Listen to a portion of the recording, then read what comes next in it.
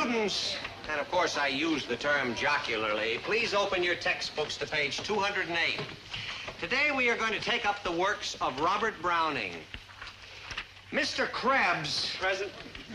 Can you tell us who Robert Browning was? And I withdraw the question. Well, I got a big surprise for you, Mr. Pomfret, your professorship, sir. It just so happens I do know who Robert Browning was. Yes, Mr. Krebs, that would be a big surprise for me. All right, who, pray, was Robert Browning? Well, sir, he was this guy who lived in the corner of 9th and Locust. Big son of a gun, kind of bald head, and always smoked a big cigar. No, Mr. Krebs, that was not Robert Browning. Oh, begging your pardon, your cap and gownship, that was too Robert Browning. I knew him good. I mean, every night when I walked by his house, he'd be sitting there on his porch rocking, and I'd say, "How do, Mr. Browning?" He'd say, "How do, Maynard?" We were like buddies. Hey, Maynard. In fact, he's kind of like my hero. He was a crane operator, see? He used to run this big crane with this long wire and a stainless steel ball at the end. What he'd do is he'd knock down old buildings. He'd take the big stainless steel ball and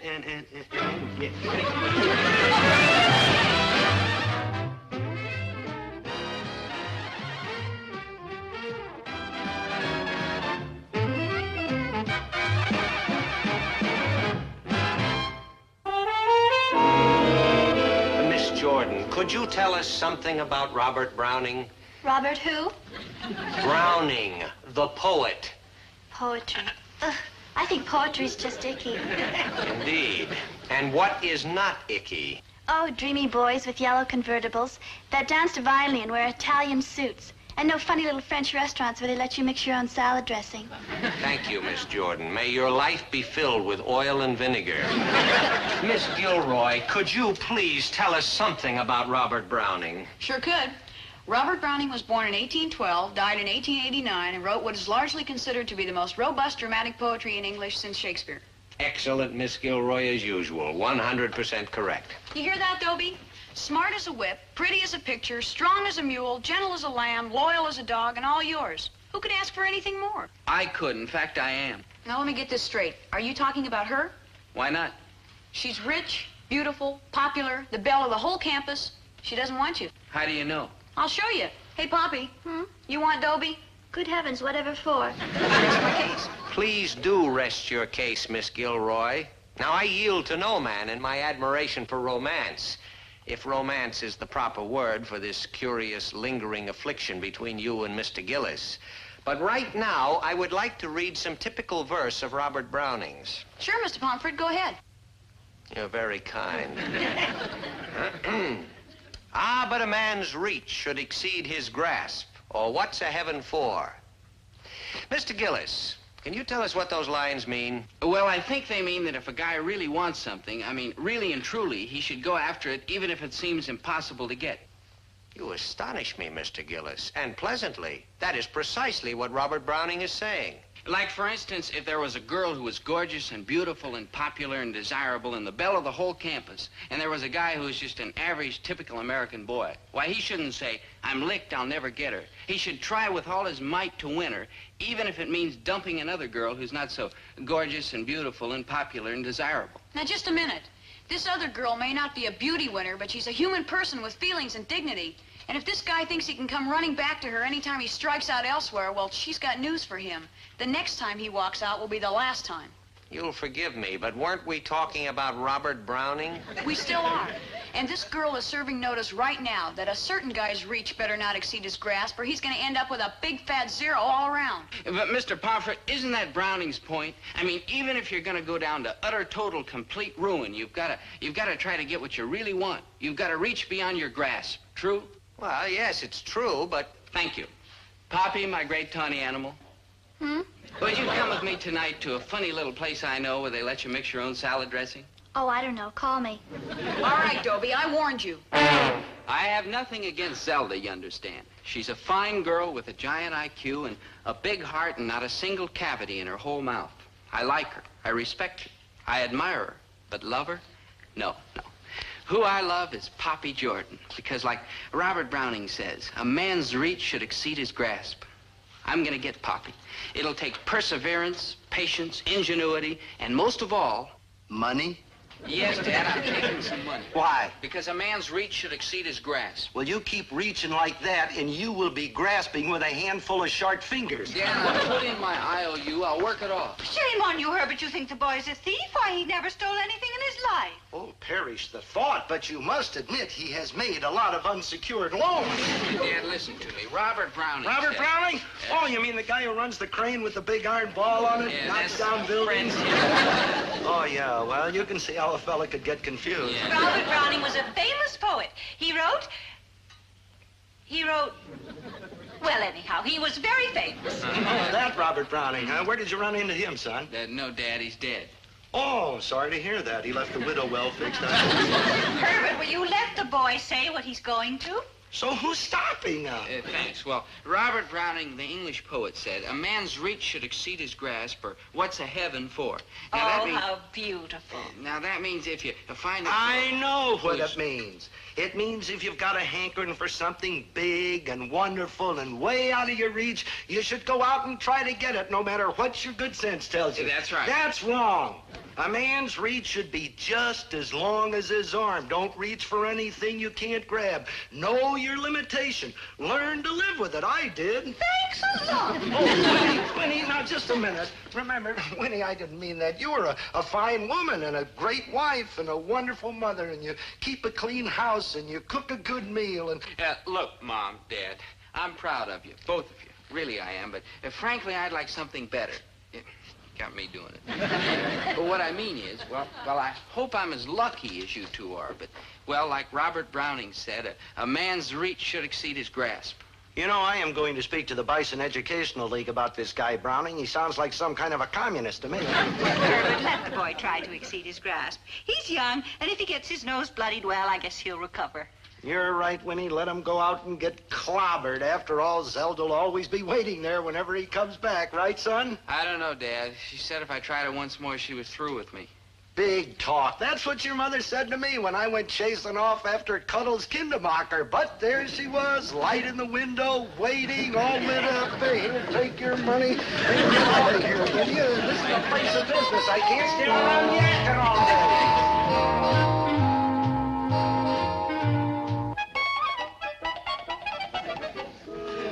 What can I do, buddy? Goodbye, Maynard. What you doing? Writing. Goodbye, Maynard. What? What you writing? You're not going to go, are you? What you writing? Well, Maynard, I guess you could call it a plan of battle. Hey, Wild, who you gonna do battle with? Poppy Jordan. Oh, I don't know, Dobe. I mean, you're giving away a lot of weight. Still, if you stay in there close and give her a good old... Look here, and give her the... Whole shots. Maynard, look. Maynard, I'm not going to fight Poppy. Not that way. My battle's going to be to win her heart and soul. And I will, Maynard, I will. Tonight, Poppy will be mine. Yeah, and tomorrow you're gonna come crawling back to Zelda. No, I'm not. Yes, you are. No, I'm not. Yes, you are. Yes, I am. You're right, Maynard. Who am I kidding? Poppy's way out of my reach. I just better play it cozy and hang on to what I've got. Good thinking. Bad thinking. Hello, Mr. Pomfret. Like how your PhD ship. Play it cozy. Hang on to what you've got. Dobie, don't you ever listen to the things I say in class? Yes, sir. I don't. Now, Dobie, even a memory as fleeting as yours must be able to recall what I quoted from Robert Browning this morning. Yes, sir, I remember. A man's reach should exceed his grasp. Exactly. Now, does that sound like playing it cozy? Then you think Robert Browning was right about a man's reach? Of course he was. Now, whatever you want, Dobie, no matter how unattainable it may seem, you've got to try to get it. If I haven't taught you one other thing in all the years I've had you as a student, and the odds are rather strongly in favor of that possibility, then I will still consider my job as a teacher fulfilled if I can just bring home this one point to you. Don't play it safe. Don't play it cozy. Let your reach exceed your grasp. I'll do it, Mr. Pomfret. I'll do it.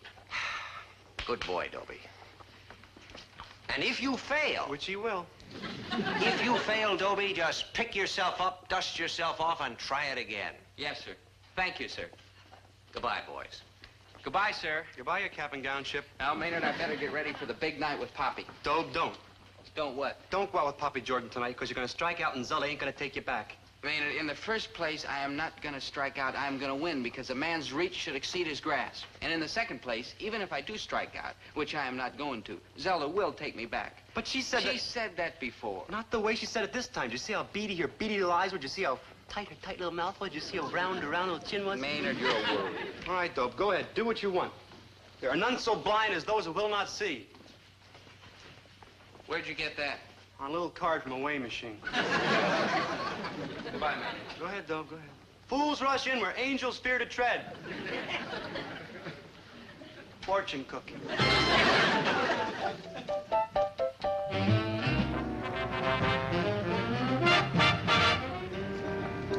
Ah, here we are, my dear. A funny little French restaurant that hardly anybody knows about. French restaurant. It's a malt shop. Only to those who aren't in love. Tonight, my dear, we create our own Paris. Oh, brother. Okay, Kenny, they're here. Geez, Zelda, I don't know if I should. He gave me a $5 to do a French accent. Come on, a deal's a deal. I did your homework, didn't I? Well, okay. An enchanting little bistro, huh, my love? Let's hurry and eat so I can get home, hmm? Home, my jewel. But the night is so young and you are so ravishing. Order, hey? Of course, my own. Garçon? Oui, monsieur?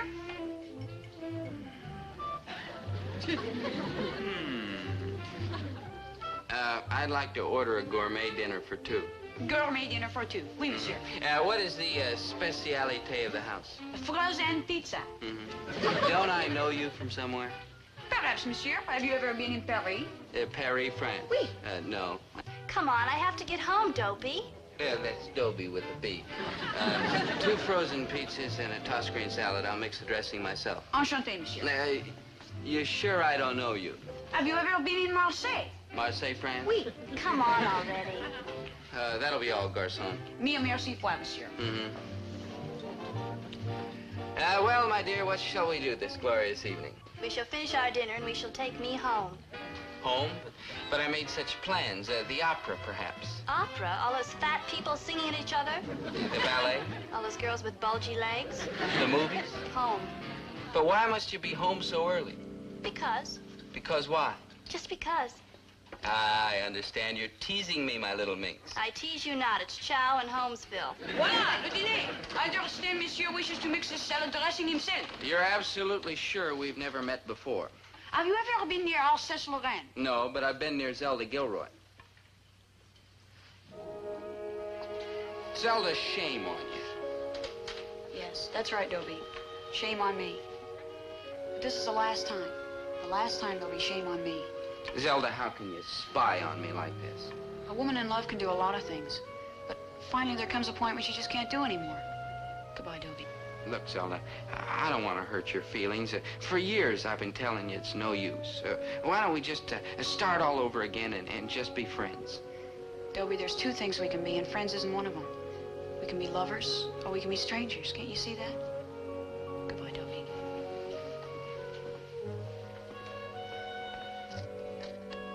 Are you going to eat your pizza?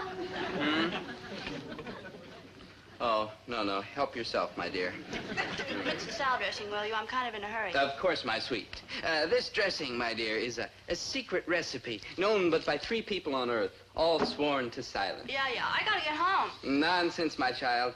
After dinner, we'll go dancing, We'll go home. canoeing, Home. bowling. Home. Look, Poppy, I don't understand. Why do you have to be home so early?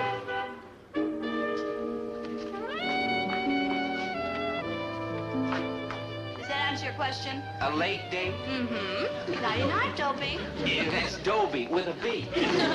Sorry, Roger. I tried to get rid of him sooner. Late date. Oh, what a jerk I am. Like true, good buddy.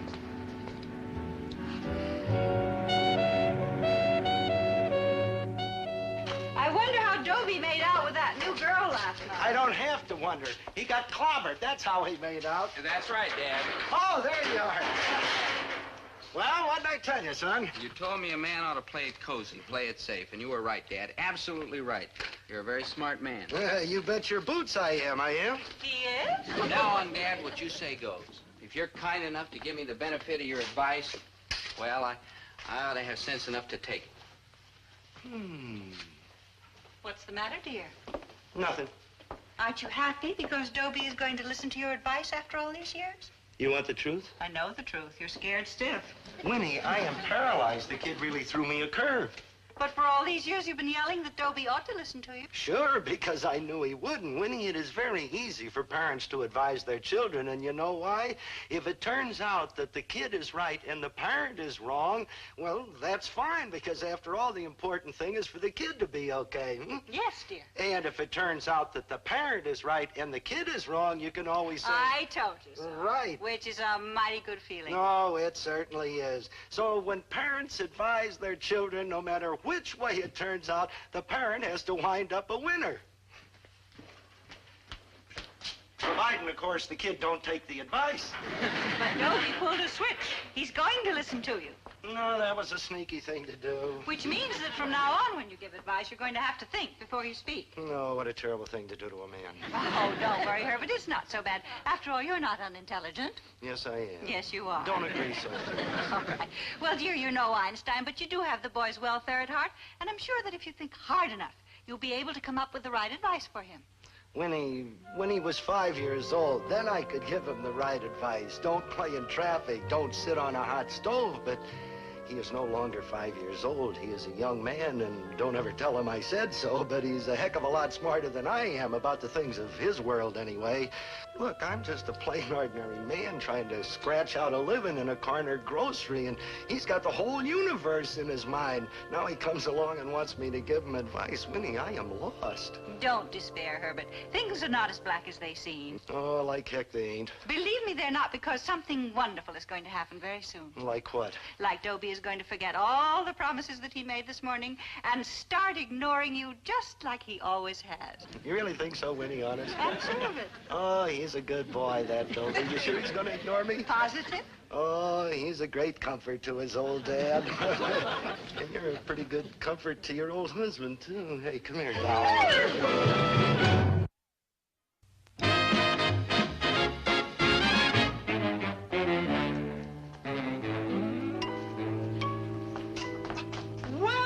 Well, if it ain't old Zell. Well, well, well, if it ain't old Maine. Well, fancy meeting you here. Well, well, well, must be mighty fancy. You only been tracking me for 3.5 hours. Mind if I sit here? No, go right ahead.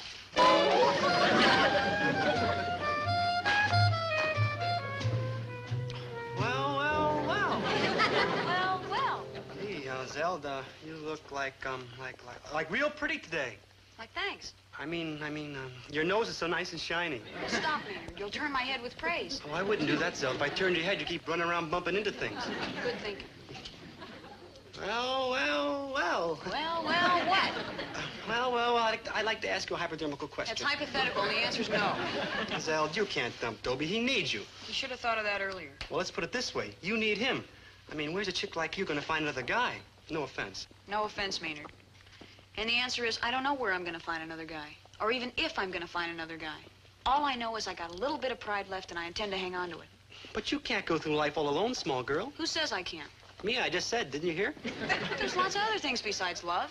I'll study hard. Maybe become a big scientist or doctor or missionary or something. You thought this through? I mean, your head's made up? Absolutely. So you can tell your friend Dobie... Never mind. I'll tell him myself. Dobie, I know you're hiding down there. Come on out. Come on. Zelda, listen. No, Dobie, you listen. I've got 2 words for you. The first one is good. Got that? The second one is bye. Put them all together, they spell... Goodbye? Goodbye. You, Zelda. Look, Zelda. Well, cheer up, good buddy. You're always going to have me. I'm afraid so, Maynard. I'm afraid so.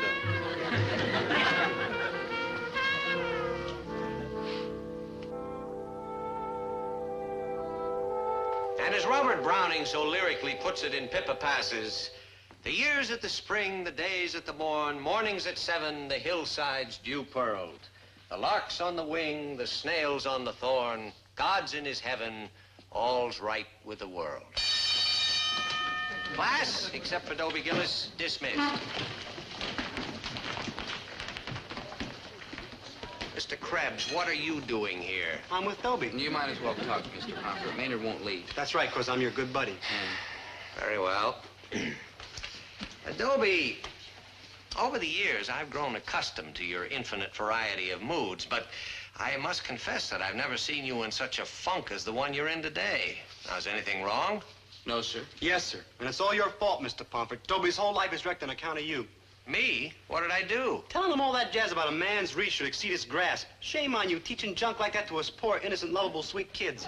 That junk, Mr. Krebs, happens to be one of the most lofty thoughts in the entire language. So how come you don't believe it? But I do. I believe it with all my heart. Can I speak freely, Mr. Pomfret? No holds barred. Go ahead, Dobie. Speak freely. All right.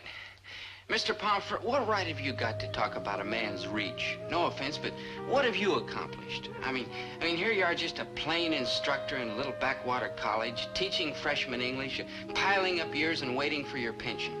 Sure, it's an important job, and sure, you're good at it, but is this the extent of your reach? Is this all you ever wanted out of life? No, Dobie, it's not.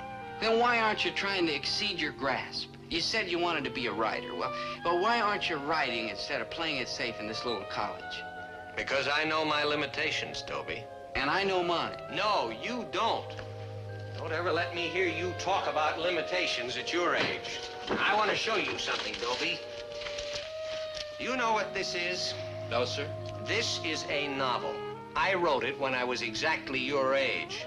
I also wrote 8 other novels, equally heavy. Fortunately, I tore them up and threw them away. Should have torn this one up and thrown it away, too. It's terrible. But you see, at your age, Dobie, I thought that I was going to write the great American novel. I didn't think I was going to end up a teacher in a backwater college. Well, I found out that I couldn't write that novel. I found out that all I was good for was teaching. So I settled for that. And I'm darn glad I did, because at my age, there's no happiness unless you know your limitations. But at your age, Dobie, there are no limitations. You've got to reach for the stars, Dobie. You've got to reach. And if you fail, you've got to reach again. Later is a time to talk about limitations, much later. But now you're young and you're full of bright, shining hope. And nothing but the very best is good enough for you. Mr. Pomfret, what I said, I'm sorry, honest. Well, don't be sorry. Just forget it. But remember what I'm trying to tell you, Dobie. Whatever you want in life, you've got to reach for, whether it's a girl or a job or a way of living. You've got to dig in and try for it with everything you've got, because that's the only way you're going to get what you're after. And when you fail, well, you won't really fail, Dobie, because just the effort of trying is a wonderful and enriching experience. Does that even go for a fellow like me, Mr. P? You bet it does, Mr. Krebs. You've got to get out there and slug for the record album or that new set of bongos you want. And by George, if you do, you'll get it, because nothing will stand in your way. Like, wow, even me. Like reach, man. Reach. Thanks, Mr. Pomfret.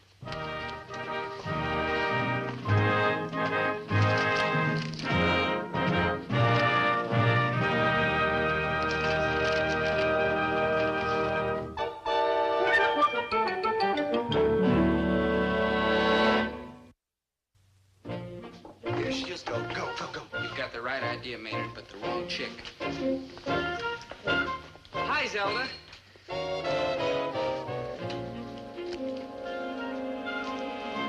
Zelda? No. Look, Zelda, I know you're a great human being, and I'm not worthy of you, but just the same, I'm going after you until I get you back, because a man's reach should exceed his grasp. It's no use, Dobie. I don't care. I've got to try. You mean you are going to chase me? You bet. There's a switch. I'm going to court you with vigor and determination and all the skill at my command. You mean you'll send me candy and flowers? Orchids and chocolate creams. And you'll open doors for me and help me across throw streets? my coat on mud puddles for you to walk across. Have I got a chance? I don't know, Dobie. You can try. Can I phone you? If you like. Tonight? If you like. Okay. Okay, I'll phone you tonight. So long, Dobie. Oh, Zelda, one more thing. Yes? Could you lend me a dime for the phone?